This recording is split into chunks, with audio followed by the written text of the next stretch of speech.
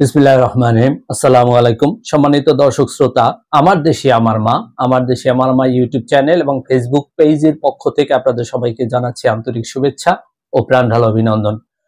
সম্মানিত দর্শক শ্রোতা, বাংলাদেশে একটি ছাত্র গণ অভ্যুত্থান হয়ে গেল।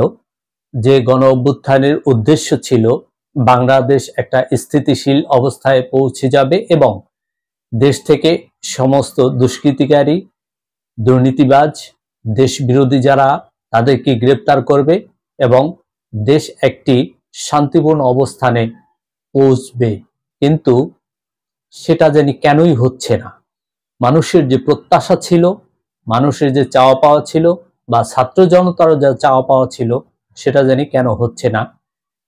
কারণ সেই দুষ্কৃতিকারী বা স্বাধীনতা বিরোধী যারা ছিলেন তাদেরকে গ্রেপ্তার করা হচ্ছে না। তারা ধরাছোঁয়ার আড়ালেই রয়ে গেল। শোনা যাচ্ছে তারা আস্তে আস্তে দেশের বাহিরে চলে যাচ্ছে সীমান্ত দিয়ে। তো এরকম যদি হয় তাহলে মানুষের সেই প্রত্যাশাটা তো পূরণ হচ্ছে না। আর কেনই বা এরকম হচ্ছে? শোনা যাচ্ছে যে পুলিশ প্রায় 70 থেকে 80 হাজার পুলিশ তার কাজে অংশগ্রহণ করে নাই। তাহলে এই পুলিশ কারা? এরা কোত্থেকে আসলো? কেন তারা অংশগ্রহণ করে নাই? এবং সেনাবাহিনীকে ম্যাজিস্ট্রেসি পাওয়ার দেয়া হয়েছে এই কাজ করার জন্য। তো এই বিষয়ের উপর আমি এরপরে একটা ভিডিও দিব, কেন পুলিশ আসে নাই, কেন সেনাবাহিনীকে ম্যাজিস্ট্রেসি পাওয়ার দেওয়া হলো। তো আজকে আমি যে কথাটা বলতে চাই যে দেশের এই অস্থিতিশীল অবস্থায় যেহেতু প্রশাসন অনেক নাজুক, কোনো কিছুই সিস্টেম অনুযায়ী খুব একটা চলতেছে না, এই সুযোগ নিয়ে এক একজন এক একভাবে পয়েন্ট কামানোর জন্য খুব ব্যস্ত হয়ে পড়েছে। আর এই পয়েন্ট কামানোর জন্য বিভিন্ন রকম ভাবে বিভিন্ন কার্যক্রম করে যাচ্ছে এক একজন। শোনা যাচ্ছে বিভিন্ন রকম ভাবে প্রচার হচ্ছে বিএনপির লোকজন নাকি দখলবাজি, চাঁদাবাজি এসবের সাথে জড়িয়ে গেছে। যদি বিএনপির লোকজন এই কাজগুলো করে তাহলে আমি বিএনপিকে রিকোয়েস্ট করব যাতে আপনারা দলীয় তদন্ত কমিটি গঠন করুন এবং যদি কেউ এই দুষ্কৃতিকারী হয়, যদি কেউ অপকর্মের সাথে সম্পৃক্ত থাকে, তাকে অবশ্যই শাস্তি দেন, প্রয়োজনে পুলিশের হাতে তুলে দেন। আর এর সাথে সাথে যেহেতু বিএনপির উপরে অনেক দোষ চলে আসতেছে, অনেকে বলতেছে এর কারণ কি, সেটা নিয়েও আমি একটা ভিডিও দিব পরে, যে বিএনপিকে কেন সবাই এখন টার্গেট করলো, বিএনপির এখন কি করা উচিত, কে কি কোন কারণে টার্গেট করলো বিএনপিকে, এর উপরে আমি একটা ভিডিও দিব। তো এখন আমি যেটা বলতে চাই, আমরা দেখলাম কয়েকদিন আগে হিরো আলম, সেও বিএনপিকে নিয়ে একটি অভিযোগ করেছে, বিএনপির লোকেরা নাকি তাকে মেরেছে। আর এদিকে বিভিন্ন দল বিভিন্নভাবে বিএনপিকে চাঁদাবাজি সহ বিভিন্ন ধরনের অভিযোগ করতেছে। এর কারণ কি, সে এগুলো নিয়ে আলাপ করব। তো হিরো আলম একজন অত্যন্ত সুচতুর মানুষ। আমরা এতদিন তার যে কার্যক্রম দেখেছি, সে নিজে বলে সে অশিক্ষিত, সে এমন একটা ভান করে যে সে একেবারে কিছুই বোঝে না। সে অর্থাৎ মানুষের ভাবাবেগ বা মানুষের একটা সফট কর্নার পাওয়ার জন্য সে যা যা যেরকম যেরকম যে মানে অভিনয় করা লাগে তা সে করে যায় সব সময়, যাতে মানুষের একটা সফট কর্নার তার উপরে থাকে। আসলে সে অত্যন্ত চতুর একজন মানুষ। বিএনপির লোকেরা যদি তার উপর অত্যাচার করে থাকে, তাকে মেরে থাকে, অবশ্যই তাহলে তারা এটা ভুল করেছে। কারণ বিএনপির তো প্রতিদ্বন্দ্বী তো হিরো আলম নয়, আর তারেক জিয়ার প্রতিদ্বন্দ্বী হিরো আলম নয়।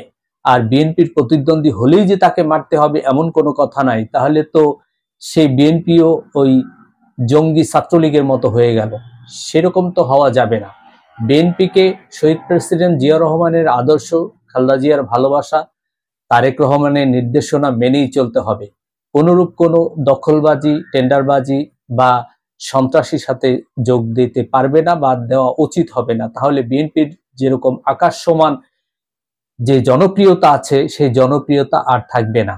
আর এই বিএনপির জনপ্রিয়তাটাই হচ্ছে এখন একটা কাল হয়ে দাঁড়িয়েছে। আর এই জন্যই বিএনপির উপরে বিভিন্ন ধরনের অপবাদ চলে আসতেছে।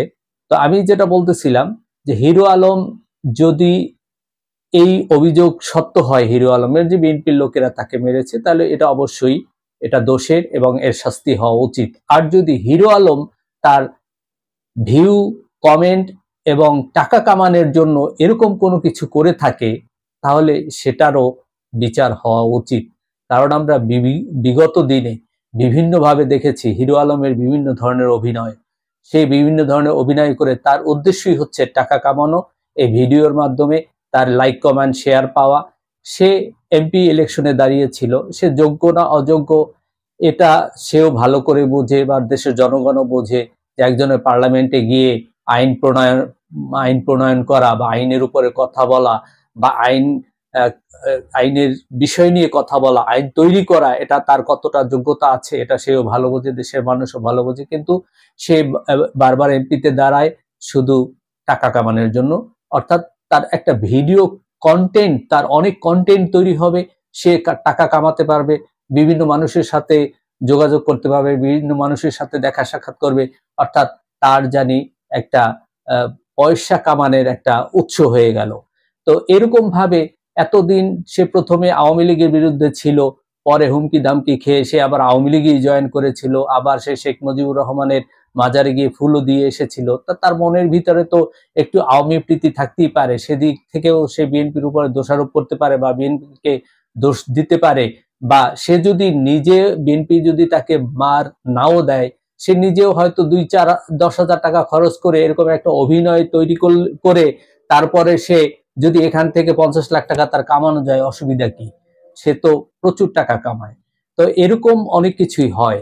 কিন্তু হিরো আলম যে এটাই করেছে, এটা সে নিজে থেকে করে যে এরকম অভিনয় করে টাকা কামানোর জন্য করেছে, আমি সেটাও বলতেছি না। আবার এটা যে বিএনপির লোকেও করেছে, আমি সেটাও বলতেছি না। কারণ বিএনপির লোকে যদি করে, সেটা আমি বলেছি যে সেক্ষেত্রে একটা তদন্ত কমিটি করে, দলীয় তদন্ত কমিটি করে তার ব্যবস্থা নেওয়া উচিত। আর যদি হিরো আলম নিজে থেকে এরকম করে, তাহলে হিরো আলমেরও শাস্তি পাওয়া উচিত। এখন আসেন চাঁদাবাজি। আপনারা জানেন যে আওয়ামী লীগের এই 17 বছরে বিএনপির প্রচুর মানুষের ঘর বাড়ি জ্বালিয়ে পুড়িয়ে দিয়েছে, তাদের ব্যবসা প্রতিষ্ঠান ধ্বংস করে নিয়েছে এবং দখল করে নিয়েছে। তো সুতরাং জবরদখল আর পুনর্দখল এক কথা নয়। জবরদখল হলো যদি কারোটা কেউ অন্যায়ভাবে জোর করে নেয়, সেটা হচ্ছে জবরদখল। আর পুনর্দখল হলো এই 17 বছরে বিএনপি সহ বিভিন্ন দলেরই বিভিন্ন সম্পত্তি বা জায়গা জমি, এগুলো আওয়ামী লীগের লোকজন দখল করে নিয়েছে, এখন তারা পালিয়ে গেছে। এখন যদি বিএনপি সেই জায়গা, তার জায়গা সে নিয়ে আসে, তাহলে সেটা তো আর দখলবাজি হয় না, সেটা হয় পুনর্দখল। অর্থাৎ তার জায়গাটাই সে ফেরত নিয়ে আসলো। আমাকে শারীরিকভাবে নির্যাতন করে, যত রকম ভাবে অত্যাচার আছে সবই করেছে, করে আমাকে দেশ ছাড়তে বাধ্য করেছে এই আওয়ামী লীগ। এবং তারপরে কি হয়েছে, তারা আমার জমি দেয়াল দিয়ে নিয়ে গেছে। এটা আমাদের স্থানীয় পত্রিকায়, 5টা পত্রিকায় এসেছে। এখন আমি যদি সেই জমি আবার ফেরত নিয়ে আসি দেয়াল ভেঙে, তাহলে এটাও তো প্রচার হবে যে দখলবাজি করতেছে। আসল তো আমার জমি আমি নিয়ে আসলাম।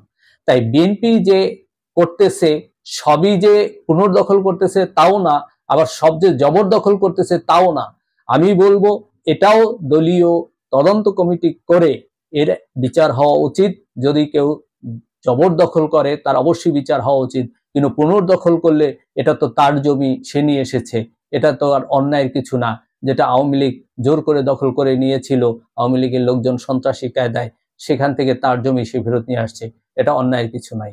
তাই বিএনপিকে এখন সতর্ক থাকতে হবে, জনগণকেও সতর্ক থাকতে হবে যে দেশটা কোথায়, কোন দিকে, কিভাবে যাচ্ছে, আবার কোথাও কোনো অশুভ শক্তি এসে পড়ে কিনা সেদিকে লক্ষ্য রাখতে হবে সবাইকে। ধন্যবাদ সবাইকে। আসসালামু আলাইকুম ওয়া রাহমাতুল্লাহি ওয়া বারাকাতুহু। আমি এরপরেই ছাড়তেছি যে বিএনপির কি করা উচিত, বিএনপিকে কেন এত দোষারোপের হচ্ছে, কেন বিএনপির এই মুহূর্তে তাদের কি করা উচিত, সেইটা এখন দেখা উচিত।